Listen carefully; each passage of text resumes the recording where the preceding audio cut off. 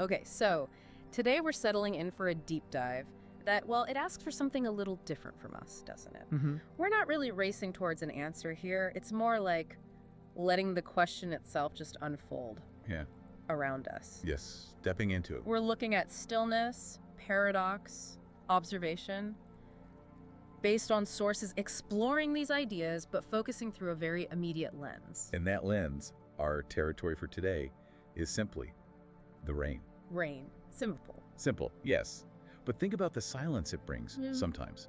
There's this particular kind of silence that doesn't feel empty at all. Right, not just quiet. No. It's more like a silence that carries sound within it.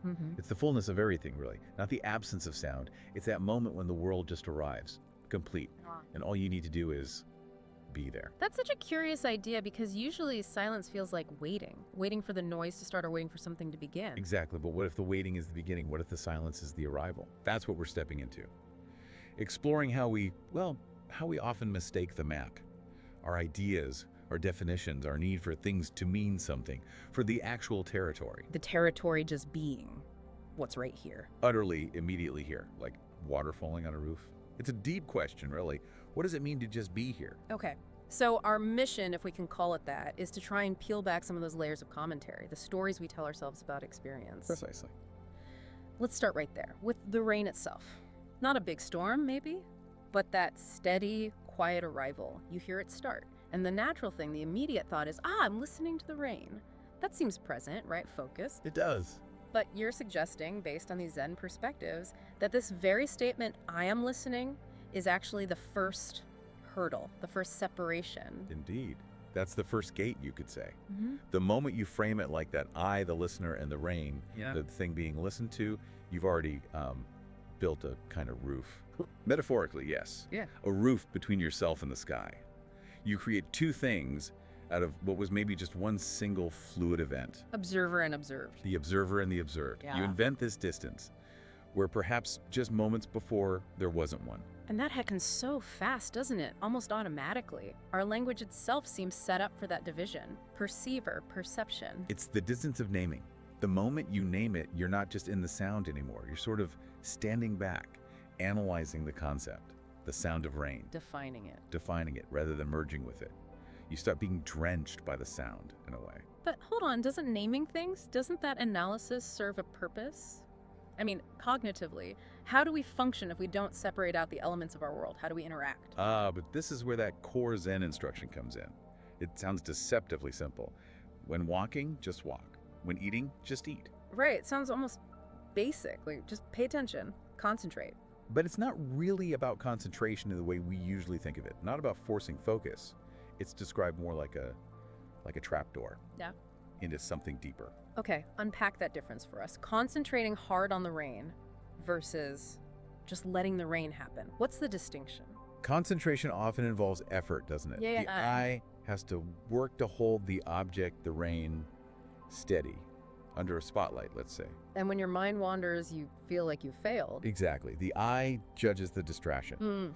But this other way, this absorption, it's more about the observer actually disappearing into the action itself so completely that there's no self left over to stand apart and comment on it. It's not you listening to the rain anymore. It's more like the rain is listening through you, or perhaps just raining, and you're part of that.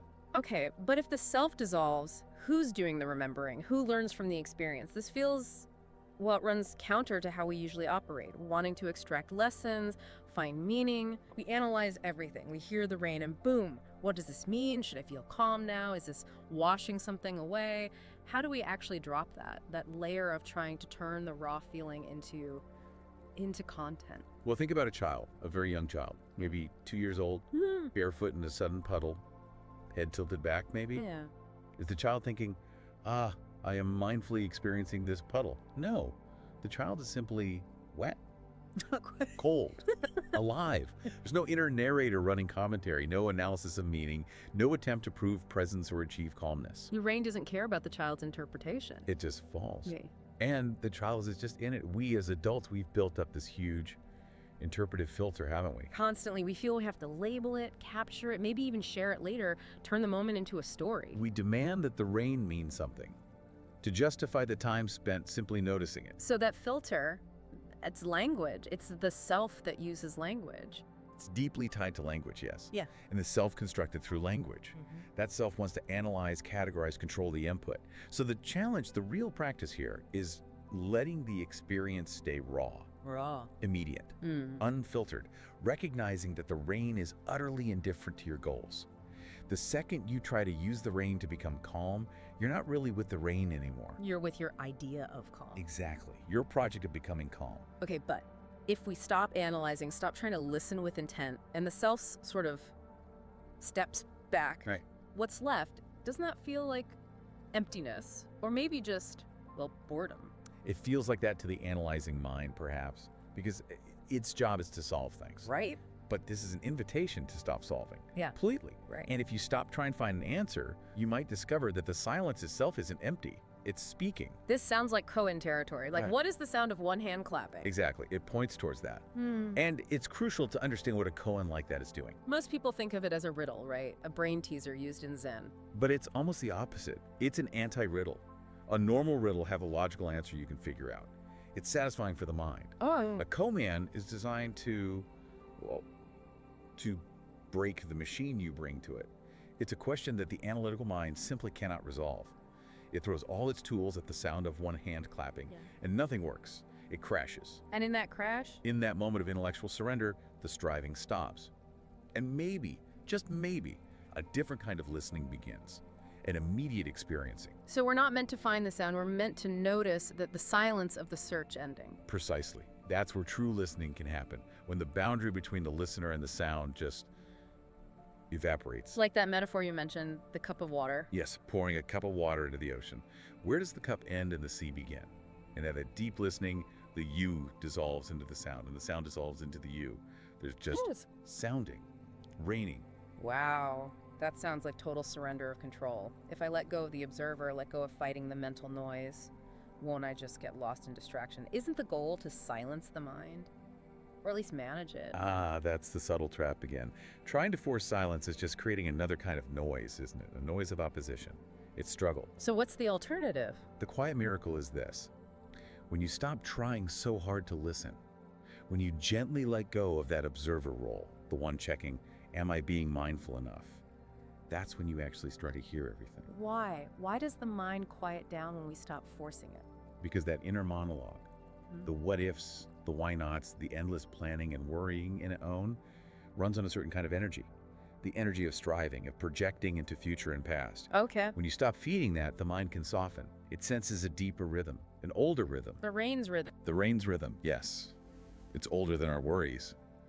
It fell long before language, before the idea of I even existed.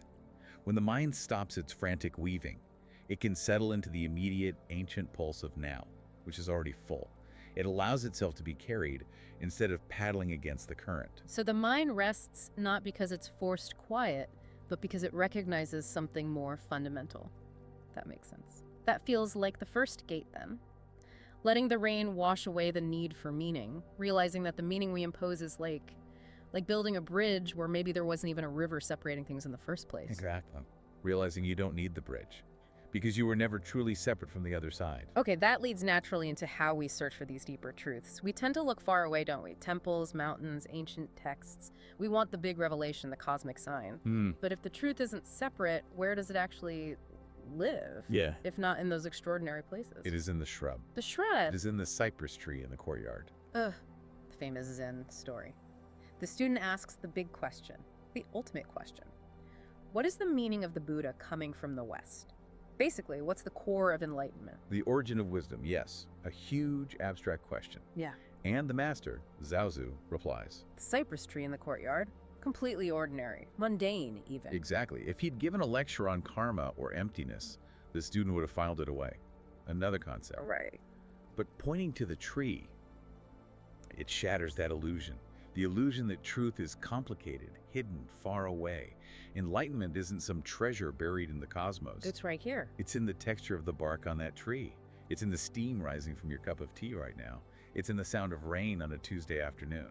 Utterly ordinary. So he's saying, stop looking behind things for the meaning, because the thing itself is the meaning. The appearance isn't hiding reality, it is reality. That's a beautiful way to put it. Presence isn't a destination you have to climb towards. It's the ground you're already standing on, even when you stumble. We treat it like a goal, though, a mountaintop to conquer. We say, I need to be more present. And the teacher points to your feet and says, you are standing on it right now. But, in our modern world, presence has become, well, almost a commodity, a skill we're supposed to cultivate. We track it, we monitor it, we judge our progress. Yes. What happens when awareness turns into a kind of performance, even if it's just a performance for ourselves? Now we're entering the subtle trap, the trap of seeking presence. Let's think about a modern koan, maybe one you, the listener, can relate to. Okay. You're sitting, you're genuinely absorbed in the sound of the rain, it feels peaceful, then your phone buzzes. Right. On the table nearby. The classic interruption. You notice the impulse to check it, but you consciously ignore it. You manage the urge, and then you feel this little flicker. A sense of satisfaction, maybe even pride. I did it. I was mindful. Yes, I recognize that feeling. Who is listening to the rain now? The self-congratulatory supervisor has taken over? Exactly, the one admiring their own discipline. You've left the rain behind. You're now absorbed in the story of your successful mindfulness. You're polishing your spiritual resume, as you put it earlier. Precisely. Awareness, when it becomes an achievement, is a performance. Even if the only audience is your own inner judge. And the rain, it just keeps falling, utterly indifferent to your scorekeeping. That's the trap. Turning presence into another thing to be good at, another badge to wear. I meditate, I listen to rain, I'm a present person. And the very act of checking that badge, of monitoring, creates the split. The mind becomes dual. The part supposedly being present and the part watching, grading the performance. So the more you try to be present, the more you reinforce that separation, you create this supervisor self. True presence, the kind that the cypress tree embodies, has no witness. It doesn't watch itself. It just is. The self is melted away. Okay, I understand the goal dissolving the supervisor. But practically speaking, don't we need that supervisor? To plan things, remember appointments, analyze risks. If I completely surrender the observer, won't I just become ineffective? Like that cat you mentioned, just staring. But the cat analogy points to something different. Think about the cat watching the rain through the window. Okay. Is the cat asking itself, am I watching this rain mindfully enough? Does it compare today's rain watching to yesterday's? Does it worry it should be hunting mice instead? No, probably. No. The cat is simply absorbed. There isn't a separate cat entity evaluating the watching experience. There's just watching. Maybe the twitch of an ear, the glass, the rain. It's all one field. So the key difference is the trying. The cat isn't trying to be present, it just is. Exactly. Our challenge is that we have this incredibly active, language-based self. It's constantly narrating, telling the story of me, my successes, my struggles, my attempts at mindfulness. When did that start, that constant self-narration? It's deep. We learned somewhere along the line to stand outside ourselves, to treat our body, our mind, our experiences as objects that belong to an I. Before language, maybe? Before language carved the world into I and other, maybe it was seamless. Think of a baby. Does a baby experience joy? Or does the baby simply become joy? A bird doesn't enjoy flying as a separate activity. The bird is flight. We adopted this narrator role, and that narrator creates the distance. It's the root of the separation. And Zen, with its sometimes startling methods, tries to cut right through that narration. Often using absurdity, yes, to bypass the logical storytelling mind. That's where Codian's like, what was your original face before your parents were born come from? Right, it sounds like a genealogy question, but it's not about history at all, is it? Not at all. It's like holding up a mirror, but not just to your physical face. It's a mirror to your entire constructed identity, it asks.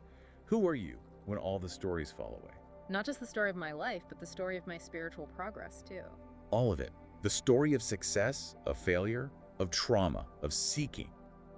Who is left when you put down the pen that writes the autobiography? That original face is the face you have when the rain is just falling and there's no commentary about it.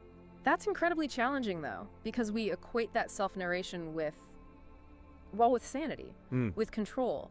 If I stop monitoring myself, stop telling the story, I worry I'll just drift, sink back into distraction or anxiety. I want that feeling, you know?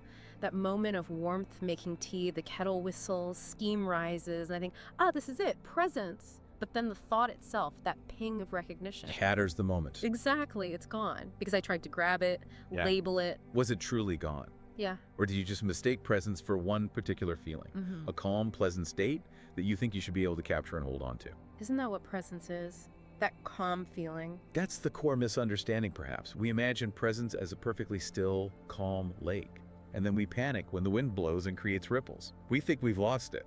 But presence isn't the calm lake you have to desperately protect.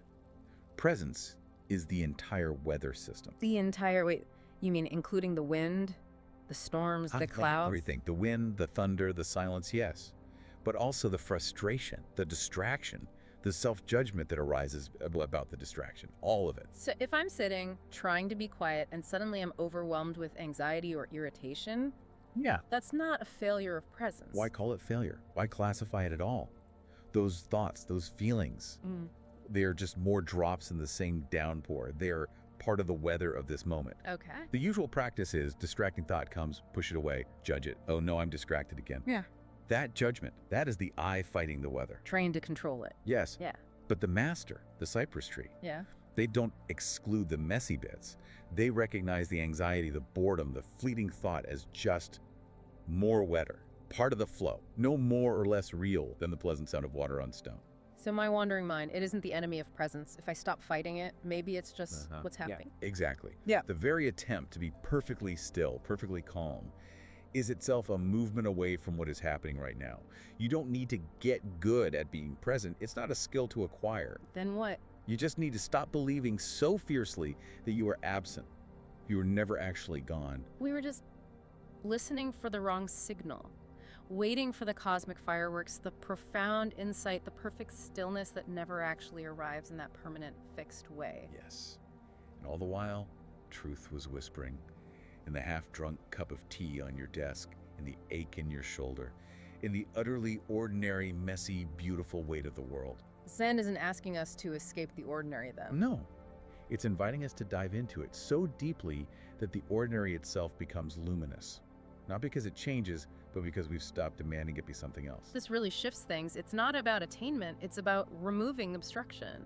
If we're already present underneath all the noise, how do we stop blocking that? How do we get out of our own way? There's a wonderful story about that. A monk seeking enlightenment. He spent years in a mountain hut, meditating, chanting, purifying his mind, striving so hard to attain the mind of the Buddha. The classic spiritual seeker's journey. Exactly. Then one day, he goes out to fetch water, steps on a wet, mossy stone, just a completely mundane, careless slip, and falls, bam, right into the freezing mountain stream. Ouch. Must have been a shock. Probably felt like a failure after all that effort. You'd think so. But as he pulls himself up, sputtering, soaked to the bone, he just starts laughing. Not a small chuckle. Deep, rolling belly laughter. Right. Because, he said later, in that moment he realized, all this time, all these years, I was trying so hard to become water when I was already wet. Wow. He was already in it. Trying to achieve a state he was already immersed in. Like trying to get clean while standing neck deep in the stream. Precisely. That's the second gate, if you like. Yeah. Presence isn't something you achieve or attain. It's something you stop obstructing. You just need to stop trying to climb out onto the dry bank to analyze the water. Stop separating yourself from the wetness of it all. You were already soaked in truth. You just hadn't stopped struggling long enough to notice. Okay, let's follow that feeling, that wetness. What happens? What's the quality of the silence just after the rain stops? You know, that moment, everything dripping, the air fresh. Kind of suspended quality. Yes. In that moment, perhaps, the boundary between inside and outside feels softer. Like ink dropped in water, the edges blur. It feels like you didn't just listen to the rain. No. And you didn't just practice presence with it, like it was an object. For a moment, maybe? You were the rain. Your lungs breathed its mist. Your thoughts, maybe they slowed down, matching its rhythm. So what's left isn't me experiencing rain. But just a single flowing event, just raining. The self dissolves into the weather report. That's the final paradox, perhaps. The whole search for meaning, for answers. It dissolves. Not because you found the ultimate secret at a book or a temple, but because the question itself just loses its grip. When you become the event, the question, what does this event mean, just doesn't compute anymore. It becomes irrelevant. The rain answered your question by dissolving the questioner. We are so conditioned to expect fireworks, though. Big revelations, cosmic significance. But this wisdom seems to be saying the most profound truth is in a single drop hitting a stone. It is so ordinary, so completely, stunningly ordinary that we overlook it constantly while we're busy chasing the magnificent, the special, the extraordinary. We demand symbols. We ask, okay, the rain, does it symbolize impermanence or surrender or cleansing? And the answer that comes back from the rain itself, from this perspective, is it is not a symbol for impermanence. It is impermanence falling from the sky. It is surrender. Yeah. It is the present moment arriving, vanishing, returning, requiring no explanation beyond its own being. And we, sitting there watching or listening, we aren't just witnesses to that truth. We're part of its expression. We are. So how do we honor that radical ordinariness in our everyday lives? Well, think about an old wooden bench. Under the eaves of a porch, maybe. Worn smooth by years and years of rain and sun. Okay. Does anyone declare its profound spiritual purpose? Probably not. Yet it sits there. It holds space. It receives the rain, endures the seasons, lets the rain be rain without comment. Its endurance, its simple function makes it sacred. In a way, yes. Sacred not because it represents something else, but because of what it simply is and does. It just receives. It doesn't try to be anything else. A teacup doesn't yearn to be a soup bowl. A moment is utterly whole, just as it is, without needing to be profound or memorable. The sacred ordinary is just the ordinary, seen without our demand that it be more than ordinary. Okay. So if we are already the answer, if we're already wet, as the monk realized, what's the action? If we stop obstructing, what do we actually do? The invitation isn't really to do something in the sense of achieving. Right. It's more like allowing, letting the rain enter you, becoming porous, letting the world, the sounds, the sights, the feelings pass through you, like wine through bamboo. Instead of trying to trap the moment, possess it, analyze it, it's about tasting the sky. Tasting the sky. This sounds like that other story, the monk asking about the mind of Buddha. Exactly. The student asks the teacher, how can I attain the mind of Buddha? The highest state, right? Right. And the teacher doesn't give a lecture, doesn't assign a practice, he just points to a nearby puddle. Maybe it's muddy, murky, but in it, perfectly reflected, is the bright, clear moon. Oh, okay. And the teacher simply says, drink it. Drink the puddle, that seems reckless, unhygienic. We'd immediately start analyzing, wouldn't we? Is it clean? Is it deep? Will drinking this really give me enlightenment? We analyze the reflection, the symbol. Instead of just doing what was asked. But the monk who gets it, who understands, they don't ask those questions. They don't hesitate. They just cup their hands and taste the sky reflected in the mud. Accepting the moment completely. Puddle, moon, mud, everything. Exactly. That's the answer we're seeking. It's us. Right now. Yeah. Not after we've fixed ourselves, not after we've perfected meditation, not after we've eliminated all distraction, but now. Wet, distracted, imperfect. Alive. You know, that deep acceptance, the indifference of the rain you mentioned earlier, it falls on everyone the same. That feels like a profound kindness in a way. It makes no distinction, does it? Yeah. Falls on the sage in their mountain hut, falls on the fool arguing in the street, it falls on the cracked pavement and the blooming flower. It doesn't judge. Its message, if it has one, seems to be, Yeah. you are enough, exactly as you are, because you are simply part of this whole vast unfolding weather. The deepest wisdom might just be allowing yourself to be drenched by life, completely soaked, without feeling the need to immediately run inside and dry off with explanations or meanings. The wisdom of surrender. Not giving up, but... Radical participation, just being utterly here for it all. So, the point isn't really to hear the rain more clearly or capture the perfect moment of presence. No. It's more about letting the rain blur the edges of who you think you are. Don't hunt for the lesson. Don't wait for the insight to arrive perfectly formed, ready to be written down. Just listen, not to find something. But maybe, just maybe, to lose the one who is searching. And when that happens, when the seeker dissolves into the sound of water on stone, maybe we find we were home all along, perfectly present, whether we knew it or not. So if the rain is listening to itself through you, what kind of weather does your silence report?